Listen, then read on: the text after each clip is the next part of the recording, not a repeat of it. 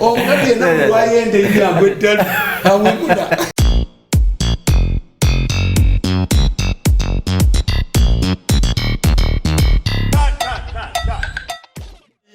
Kaka in 2 days tell us where the state house land title is. Let Kaka tell us at Wuli where the Bugolobi title is. Chibatunda mulibi. UTA bakwatanga cent dollars ezicha kuwaya nebagende Dubai nebachakala. Let Kaka arrest these people. Abata UTA. Abasula UTA. Bifui aba why? Oganyo gobe mputo goba mukemi. Kaka katupile kwa mwana. Oganyo goba mukemi. Instead of minding issues that were government the state resources alikubana bato tano wa mirundi ngamba side ya kutani badi bulaka muyafumye musebe badi bulaka do yawaja genda butabika baje baluwa fulume badi bulaka omukadde na lwayende yagwe ddala awemula abale badayo omukazi bobo sigaba amalaya bali ku street sigate bagwadde ddala omwezi asemba yona kolaki nakugwaddalu yes kyeyagala otugamba anti baba cyane endiko yawe ekwata ne kubwongo mbulira kakati bwe mukwata emirundi emingi kundika emirundi 5 kubwongo bufa you look around program mukulembeze wencha ene prostitute ends up alinga mukubi wa bikonde omukubi wa bikonde naye ataba ko muntu panchi zimukwata ko eza point ziba za muntu ngamba mukwano gwange golola ndizimba we miziko bibiri eze nkofu katukyazi buli abakulu ndagala naye mu bukadde boli banga tunawo miziko 10 ofudde oja kuulira buli kintu kyonna kikomawo mu bukadde kakati nze badi black ekimukwasisa abo abaserikale bagala kumukozesa mpulira ekyokubiri balowooza nti badi black akyalinayo omuzungu oli amusasulira but let me tell you who listens to badi black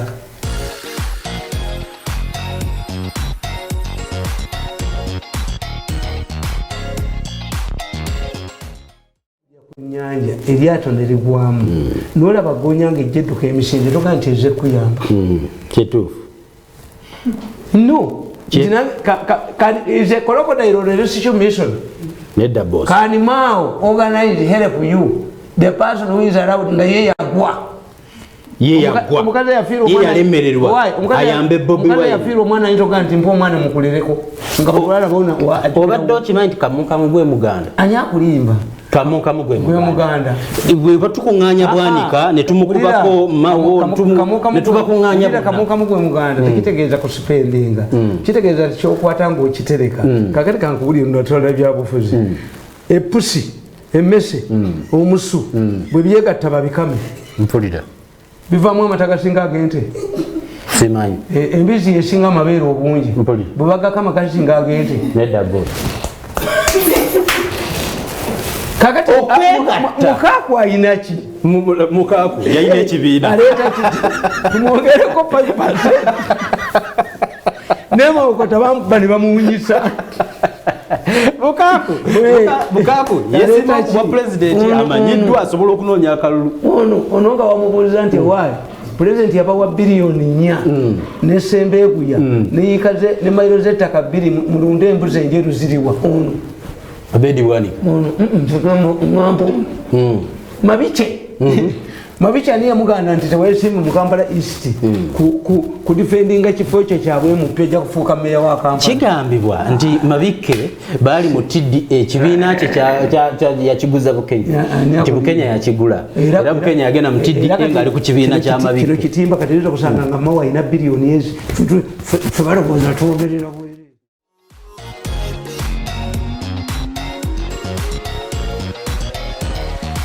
Waliwo emisango emigondeevu gye tulowooza gye yali tuwaddeko lipooti gye yali tuwaddeko lipooti ebijambiya abakyala omugenzi Kigundu mu kyalo tulina agasajja agatamiivu agavuma abantu tata wamwafudde talina kyalya tata mwafudde akolaki mugaterako omuzindaalo lwaki these side people who are interrogating bad black they want to amplify what bad black talked about the president.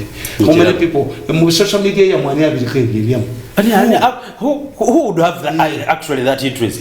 Kyoyogedde nkiraba kubanga lawyer wa Bad Black bwagenda naga nti ono mulalu nga mumuta naye nga byayogedde mumaze okubiwa level kubanga bano bakola ebintu to get money otu embalasi Museveni nti Bad Black yayogedde ki nti kati Bad Black abasajja be yaga nti yabenda kubamuwabira banayo maleji yabwe egudde is mad mpulira ayogera bwogezi public emumanyi nti ayogera bwogezi information kyekigambo ekiwandiike layibo kyekiri kugundi electronic media but you must be defamed before the well thinking members of society oyina kyoli oyoleta baprofesa bemakerere nobabuuza nti wamu omukazi olinaga nti nebyewandika kyekyakubya gundi baprofesa bemakerere bwobaleeta loga wama Bad Black mulowoozaako naye ono wasayidi ayagala kwebaka ku Bad Black ayagala Bad Black alowooza kyalina sente naye ayononera Museveni even those the defamation law in Kenya bwemugenda nompaabira mu kooti olupapula lwokka olwampandiikako ebigambo ebyo lwokka lwe lusigalawo empapula endala mu Kenya etteeka lya Kenya terikukkiriza kuwandiika n'abaali tebakitegedde etteeka lya Uganda kati Bad Black byayogera biddibwamu Nyanzi byayogera biddibwamu mu kooti n'ataabisaka kati abifuna yes kozo mukazi bamusibira ki yayogera ki n'ataabifuna luli kati abiriviewinga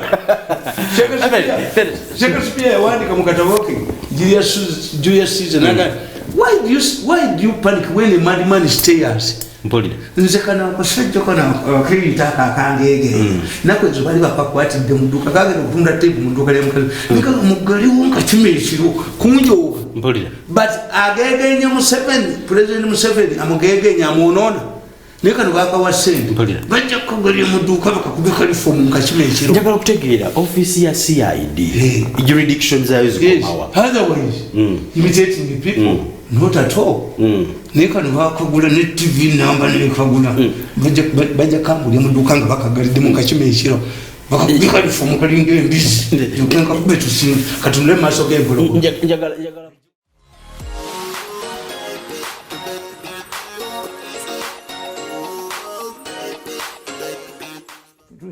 Febalogoza tuogerera bwerere kati bakube bulikumuna wa sente katukuba bulikumuna wa sente katumwana bulikumwana wa sente mwana tujja bakuba tuba we cannot fight non-existing enemies. Bobi Wine agenze mu Kinya. Atayita genda yi. Yes yenyise mu Kinya. Abajaje ba Bobi Wine bajja bama we migo tagenda genda. Kati Besigye abagusembo bamukubatiya gas batiya olunaku lwe mwadira. Yabadde misinde gyakaba kwa mulabe Besigye. Achali na yakajjuza bwe wabezi wa. Mundi kesi sebo gwawo.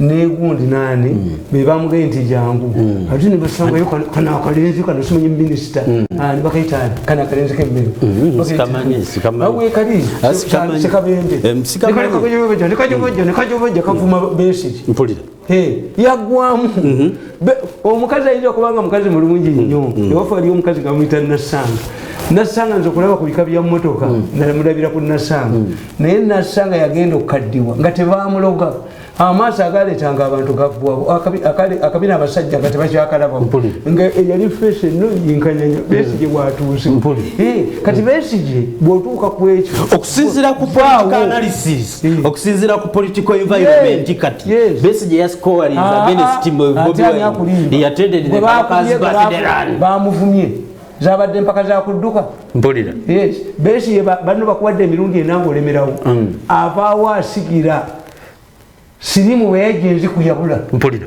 kati Bobi Wine yaliwo kati sasa Besigye awumuli Besigye kakane ne mawa kakaneko banoonya kulya mama yatugambe ja kwesimbawo baba yagambye agenda kwesimbawo Besigye wali abawagizi ba Bobi Wine bwe bamulaba ng'agenze wa mawo bamukube mugisha muntu gesunamanya yali wa yeba cyali mukamu mugisha muntu ne Bobi Wine be bali baddewo kati tebagezesebwangako buli yagezesebwako yonna akwatengala biye agize uwe ne mabiganya yali kabiganya mukaku biganya bona bafulume noga nti abange nti emese ekapa omusu bagenda bikama tukuba empaka gwe sente oziteekawo program mukulembeze wenja emesere kapa n'omusuzi ingola bizonna abo banoonyi ba sente ndiyona muzeeyi kati obululu tubutemamu temamu obululu bwa Bobi Wine tewali bululu bwa Bobi Wine bwemugenda kutemamu. Is it a strategy? Yes, is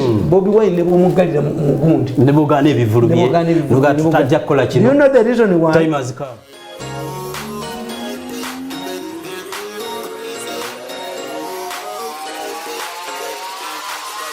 The intelligence organizations, Uganda's intelligence organization, and other government organs are infiltrated. Ntibwe Chaligonza, no kuba, ready paper, ne kuba, Ngayaka Chaligonza put on one mumbo, Nagati, Lidaria, Mungano, Kofira, Muli, where Chaligonza, Yaquata Yoka. Quarter wakati, quarter wakati, quarter yola. Never take Chaligonza, Yaquata Yoka. Let people believes that it is undermining Chaligonza. No, the key word is an NRM rally. And in my opinion, the rally did not take those girls and we cannot be allowed at an NRM rally. I see. Era bakugamba Katumba Wamala ne Kazini bali kuranke mu ya brigadier. President n'agamba Katumba Wamala asome agere mu America. Do you know what these people did? Bakuba mu monitor nga balaga omukazi gwe bamu mu mbugo. In the Gulu barracks where Katumba was stationed, in the Gulu barracks, intending to do what that information was intending. America banyizo okukiriza omusajja president over torture chambers. Ukutochalinga abantu bagenda mu university zabo mu colleges zabo. The intention was to undermine Katumba Wamala. Was it to threaten him abawe yo sente? Katumba Wamala yafanyo n'agamba no bwe kibanga kyabadde mu Gulu barracks I live the army chali neba monitor ne zero yingo no musajja mbuba mu manyali mu maji ekifana ebyo bifaananyi byava Kongo nabira ba mu studio mu bali twala nalimbi mai ngekimu kiriko guno mwengo gwadi bawana chairman kubanga ekirango ky'omwenge gwa chairman ekyagudibisa bateekawo ekirango nga gukoona amacupa nga amacupa gazina wegekoona gakoona gonna abantu bategera kuno gwabagwagwa nga bola batendikala majogolinda era sebo ngobonanga ekirango ky'MTN era abakalamoja bogezeseza lwaki kisolo mu nsozi kalamoja twali network yote wali network but the kalamoja leaders don't know these things no gamba nti omusiramu yalonda Bible najitwale mu musisa nasalira namo nebegalira mu nyumba kikole kumuzata gamba nti omusista yalonda ekolani nga tayina wuzu najikwatako nenabisiye olabe mutende wekijja emisinde akalango je kavaako gamba kugenje singo muzata akabogenje singo mutishimo ekolani kwati bakonga tayina wuzu Bible yaliko yali program kulembeza wecha ebikuku n'abakukula Bible yaliko simu yes era bazanyira kube bamanyi abaje that religion is about peace. It's about peace.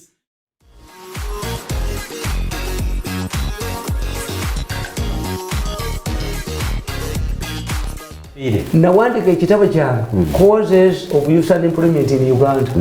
Nemba gamba nti approach je mukozeza mu kugaba sente nkyamu. Approach ya Bugirimana yentufu. Kuba yamala kuassessing evaluation. Mutwadde no muntu mwimanyi. UCB bayita Uganda Commercial Bank yeleta rural farmer scheme ne baba sente bazirya buli. To the tune of 80 billion.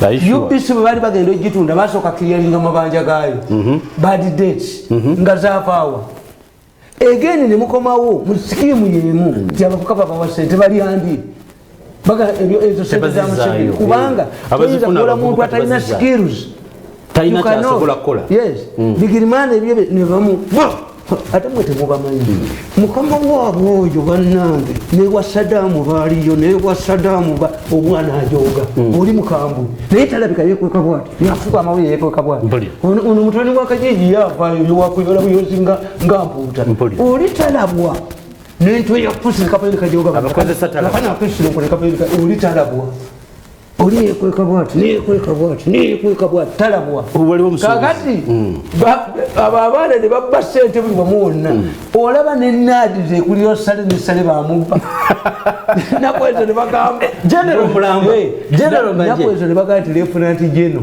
angina ebintu byonna byalina bakosala embwagaba ebiti bya muwogo n'ebituuka nku tebikyasimbibwa nku blood in your pick up nembaga mu mbuli buli district webiri nettaka ttene mbiteekemu naye nga bakuwa angina tebayinza kubba tebategedde nti ennyama gye babawadde okubaagira mu baagiro bwe munagibbirayo ate abali mu kidaala munaabawaaje. This is where Museveni is ku Bobi Wine. Biro byonna byemukola nti makampuni biki ne muggulawo lino ne muleeta ennyonyi ne muggulawo biro ne mukola ki kungulu birabikanga ebikoleekajikankamarakokawatutwetwe nekajiddako nti kiira buloko kiira tukiteekemu sente tubuulire give us the feasibility study where are you going to sell these buses okujjako era oyo omwana ayina golobo nabano bannaabwe basi zaabwe tuzibagulire ku sente entono.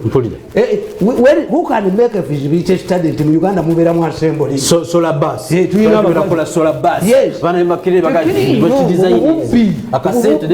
era President Museveni musaba awangule ajja kulaba ezo zonna fakitole zagenda kugulawo nga zigudde kati bino bitimba njagala kutirira tamba bino kampuni temuli bitimba zijja kwempoloyinga abantu bwe bati zijja kwempoloyinga abantu ennyonyi zikomawo President as receiving. Do you know what it means? President Museveni ku receiving ennyonyi ajje he has taken the responsibility ne bwezitta abantu mafi yebala ne Museveni yaliwo ngazijja kati bwezifa alina okubeera nti if the president goes and commissions and issues them mirundi ajja kubeera ajja kusirika nze ndi kuli kodi ewange temukyalina kyemujja mwanyambula empale nandaweya nemugitwala.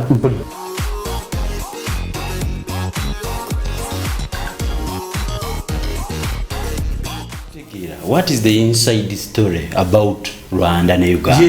Ebyogerwa bituufu ebyogerwa bituufu kuba politics mungi ali mu lutalo.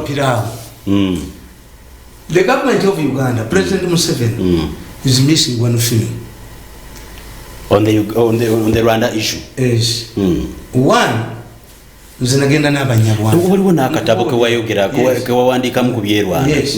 Nzinagenda n'abanyarwanda era omusajja bamwita Lwijemera yali deputy RDC w'Embalala nankwatira ku boda kibaganya abanyarwanda ogenda gwoli munyarwanda mugati gwe Lwijemera nange mirundi erivuga ry'ekinyarwanda liriwa uliye Lwijema gwe Lwijemera RDC wawe kakati bwe batuukayo nze I had a chance bayingana twali tumanyiganye wano bunyenyezi nga tumanyiganye kakati tutuuka eggabiro gabiro batuwuli yali nene nnyo nga Habyarimana mwawumuli eki waliwo omwenge waliwo sente twatulanga ku kitande kya Habyarimana bwetukubye ebifaananyi kakati gyenva mbuuza omuwala tuzina endongo omuwala omunyarwanda myaka ki nti where is Afende Lwijema nange nti Afende Lwijema is dead olwo baali batulimba okumanya bakweka Lwijema waliwo n'akabala akazungu ke bagamba nti yali akendako bagenda ne bagwa mu Northern Uganda eyo n'akeetika bwetisi ku mugongo okudduka abasajja bakkoni tebaali bakkoni baali bani babala kwena emmotoka ya Lwijema nga mpaakingi ewoyo RDC Lwijemera kakati mwana nanga nti omanyi nti Lwijema bamusse Lwijema is dead. Era mukataba ako gundi ke yawandiika akoga nti mirundi yasooka otukolera nti Lwijema mufu. I got it also to Muganda younger boy yaliwo mu meeting one of the escorts of Lwijema yakanti Afende bamugenda hand off kati aliya nali maze okwogera nani ne Dr. Bayingana nangamba nti yo Bayingana yayogeranga Olujamani Olufaransa Oluswahili Oluganda n'Olungereza was elingu nanti our president is making a very big mistake. In our tradition we have a tradition like Uganda. Lwijema comes from a family that produces queens. We cannot allow a woman to rule us. mpulira gundi bayingana era my last time tusiba yingana yagamba mutwani mu morning era nga tuli gabirejo naga nti we have been attacked from Tanzanian side, have been attacked saddayo mulaba fuluma naye tetwaddayo mulaba yakati kigambibwa nti bwe bamala okutta Rwejema ate na bano bagenda ne babatta nabo battibwa ali battibwa kakati that was the beginning. If Rwejema had taken power in Rwanda, Rwejema yali akuze ne president ng'amulaba nga taatawe. You are implying the problem is political. If Bayingana, director of medical services, had taken power in Rwanda, yali amanyi Museveni. Mu mbeera y'okumumanya nti bamukwano baluganda bamanyiganye oba President Kagame ne mu nsiko bamuyitanga Pirato musajja mukambwe nnyo discipline ekyo kiwulira nabaga nti munoonye eki mugende munoonye olutambi abantu bakomplaininga nti mu Semwayi battiramu abantu nabiki kubasiima ne batuma minister wa gundi owa justice yali gundi Kashama Mayanja mulabe Paulo Kagame at that time director wa Semwayi yabaga nti muze college ntuze kufuza Semwayi for what we have prisoners here they were mistreating them nabaga nti do you know what Semwayi means agamba ba minister Kagame at Semwayi University muteka ko lutambi kakati because umanyi Semwayi kitegezaaki because his excellency President Kagame was at Semwayi did not have much time okusisinkana president tamumanyi nga taatawo Museveni Rwejema could know the president as his father but Rwejema bwe bajja mu nsiko bakayira bagamba bwe bajja mu 79 ti Munyarwanda namufuula driver we namujjamu so Kagame Rwejema yaliko minister one Rwejema abasajja babba ku Jinja Road yawo nayimirira muyiba abeeranga n'emmotoka 10 nti zavugiddewa Rwejema yayimirira ku Jinja Road president yaliwo Rwejema nayingira ekise edduuka omwali ababbi n'abakuba n'abatta Rwejema ng'ali mu villa w'amaanyi abadde absorbed mu society. Where was the President Kagame? How social was he in Uganda's politics? He was just confined at his job at CMI. Ekitegeeza two olunaku lumu president yali alambula Kabale netuve Kabale ntuyingira Rwanda abanyarwanda batubonyabonya nandawe nibaziboneka bwe bati baddira president ye n'ayitawo kye batukola ku board nalwe yiso ne bamukwata ne mu mbugo muri mu pisto bamusonseka muri mu pisto bwe batwagende egwini ne beekubo Kamala serikali yangaye yali yankubye oli omuserikale bwalanda kwenda uko kwa magari yako nga bakambwe bazibu naye abaserikale what they missed about me bana bajoze bali baluza ndi mwangu mvaja kunkozesanga nga yatusele 5 billion atakubera mu president's office wajaka mu meeting wa college. I don't attend their meetings. I don't go for national functions. Sigenda yondi wange netulite kakati bajjanga ne tunywe ne mbakoli analysis nabagandi mumanye ekinyezeza abanyarwanda sovereignty. There was no way President Museveni could drive from Kabale to Rwanda. Parade yaliruda we mwaniziza. President Museveni would have driven back to Kampala, take his presidential jet and land at Kanombe Airport. And be given. Kati parade yajirambulira we mwaniziza. A parade. He was entering his country. Sovereignty is very important. I see. Until the more you think that Rwanda it's province, the more they resist it. The more jimwagalo bafuga mubalage nti muli superior ne bali the more bajja okuwakanya bimukola nakulira wa mukulu wange neyitandagira. In fact, when we have a serious meeting in a family ateka musandozizi naje wange mukulu mwali then we talk. I see. Nalene solumberwa kitango okulwabya emyaka 7. Why? Bali bagenda kulwabya nga ndi mutonze nchimamazi nga bo bali kuteeba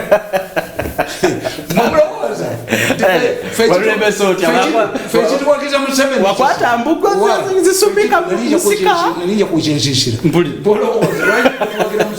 tetuyinza kukkiriza Museveni kuvaawo nga tetulina namuza ku binene nga nebintu nga ffe tetuli mirundi statement eyawa nange ngabana nirundula mu kamera gamba abantu nga tonnafuna tulina okujjawo Museveni nga naffe tutuula ku dining table tugaba n'ebinene mpulira ebisambi by'enkoko ewa Bobi Wine bwayingira gyebiri ekisambi gyekiri nti sovereignty ebalimi many countries